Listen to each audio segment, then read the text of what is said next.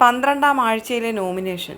ലക്ഷ്യത്തിലേക്ക് അടുത്തുകൊണ്ടിരിക്കെ നോമിനേഷൻ എന്നത് പരമപ്രധാനമാണ്. ഒളിഞ്ഞിരിക്കുന്നവരെയും ഉൾവലിഞ്ഞവരെയും സജീവമല്ലാത്തവരെയും അർഹതയില്ലാത്തവരെയും എല്ലാം പ്രേക്ഷക വിധിയിലൂടെ പുറത്താക്കണമെങ്കിൽ അത് കൃത്യമായി തിരിച്ചറിഞ്ഞ് നിങ്ങൾ തന്നെ പ്രവർത്തിക്കണം. നിങ്ങളുടെ വോട്ടിങ്ങിലൂടെ മാത്രമാണ് പ്രേക്ഷകർക്ക് അതിനുള്ള അവസരം ലഭിക്കുക. അതുകൊണ്ട് നോമിനേഷൻ യുക്തിപൂർവ്വം ചെയ്യുക. ഇന്ന് വളരെ വ്യത്യസ്തമായ രീതിയിലാണ് നോമിനേഷൻ പ്രക്രിയ നടക്കുക. ഇപ്പോൾ താൽക്കാലികമായി നിങ്ങളെ പിരിച്ചുവിടും.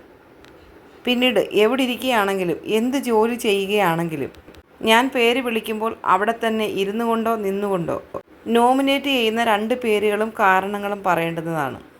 അത് പൊളിയെന്നെല്ലാവരും പറയുന്നുണ്ട്. നൂറയ്ക്കും ആദിലയ്ക്കും മാത്രം അത് അയ്യേന്നായിപ്പോയി. അവർ 2 പേരും മാത്രം അയ്യേന്ന് പറഞ്ഞു. ബാക്കി എല്ലാവരും അതിനകത്ത് ഓക്കെയാണ്. സൂപ്പർ, കലക്കി എന്നൊക്കെ ആര്യനും അക്ബറും ഒക്കെ പറയുന്നുണ്ട്. 9 പേരിൽ ആരെ വേണമെങ്കിലും നിങ്ങൾക്ക് നോമിനേറ്റ് ചെയ്യാമെന്ന് ബിഗ് ബോസ് പറയുന്നുണ്ട്. എപ്പോൾ വേണമെങ്കിലും നിങ്ങളുടെ പേര് വിളിക്കപ്പെടാം. ഇപ്പോൾ എല്ലാവർക്കും പിരിഞ്ഞു പോകാം.